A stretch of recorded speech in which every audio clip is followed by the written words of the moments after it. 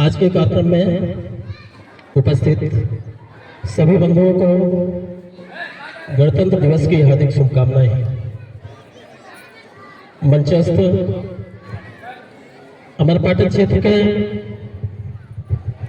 मानवीय शिक्षाविद तथा सरस्वती शिशु मंदिर इस विद्यालय के व्यवस्थापक आदरणीय राजीव शुक्ला जी, विद्यालय के प्राचार्य जिनके मार्गदर्शन में विद्यालय दिन प्रतिदिन प्रगति कर रहा है, माननीय शुक्ला जी, मंच संचालक आदरणीय आचार्य त्रिपाठी जी, उपस्थित मंचस्थ सभी पदाधिकारीगण, आचार्य परिवार, माताएं, भैया बहनों, सदियों की स्वतंत्रता के बाद 15 अगस्त सन 1947 को भारत को स्वतंत्रता मिली थी। इसके बाद हर देश का अपना संविधान होता है। आज के ही दिन 26 जनवरी सन 1950 को भारत का संविधान लागू हुआ। संविधान में उस देश के नागरिकों को समानता का अधिकार दिया जाता है, लेकिन उस समय की जो गवर्नमेंट थी सनातन धर्म विरोधी, उन्होंने सनातन धर्म को नष्ट करने के लिए समय समय पर संविधान संशोधन कर हिंदुओं को खत्म करने का प्लान किया। संविधान में पहला संशोधन 1950 में धर्मांतरण का कानून बनाया, जिससे हमारे गरीब कुचले हुए लोग को लालच देकर धर्मांतरित किया गया। इसके बाद देश के सभी नागरिकों को समान नागरिक संख्या होना चाहिए, लेकिन उन्होंने हिंदू यूनिवर्सल कोड बनाकर संविधान के कानून को पालन करने के लिए उनको बाध्य कर दिया।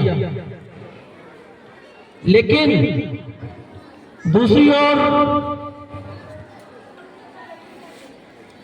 मुस्लिम पर्सनल लॉ बोर्ड बनाकर अल्पसंख्यकों को विशेष अधिकार दिया गया। हमारे साथ सनातन धर्म के लोगों को कानून बनाकर विद्यालय में धार्मिक शिक्षा देने से वंचित कर दिया गया। वहीं अल्पसंख्यक वर्ग को मदरसों में, मस्जिदों में धार्मिक शिक्षा देने का अधिकार दिया गया।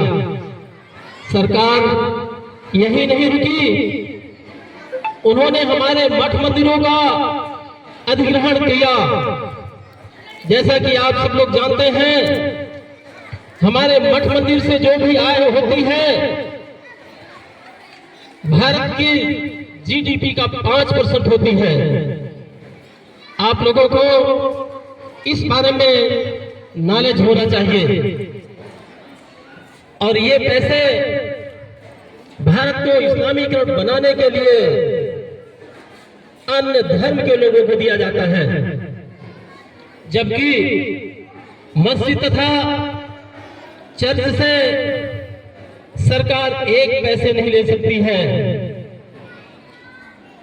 यदि शासन कठोर कदम उठाए, इस तरह के कानून को समाप्त कर दे, तो हमारा देश, हमारे देश की जनता, सनातन धर्मी काफी प्रगति कर सकते हैं।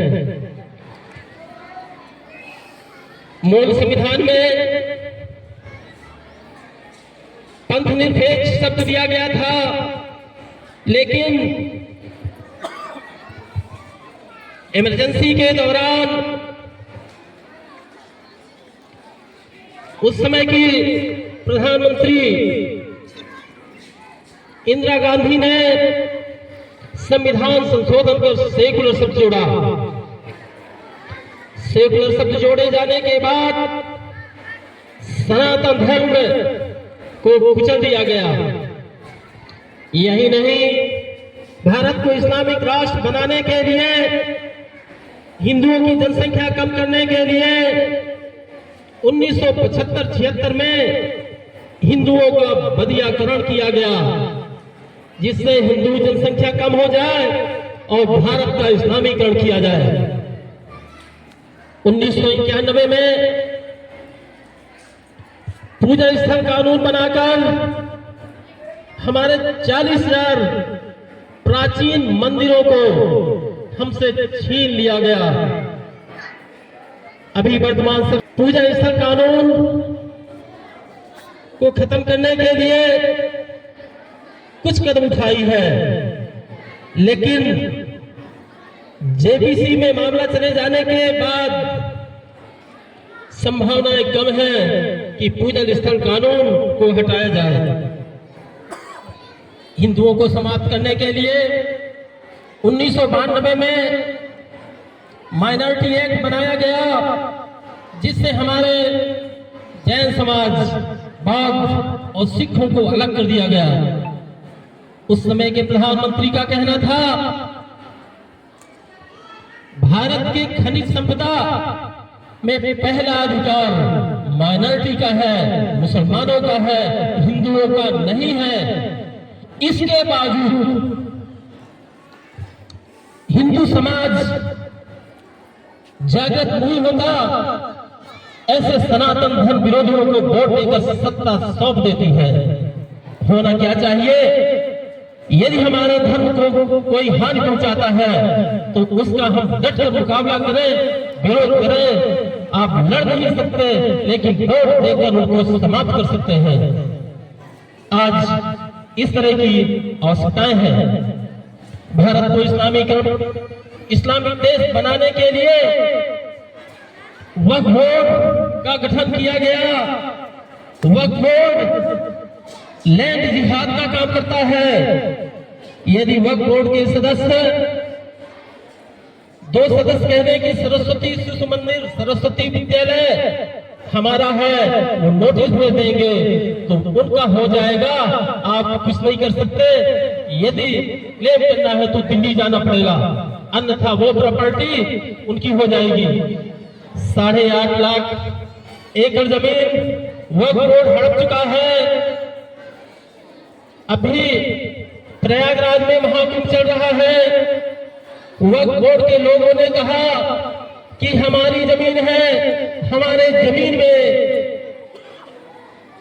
कुंभ का मेला लगा हुआ है।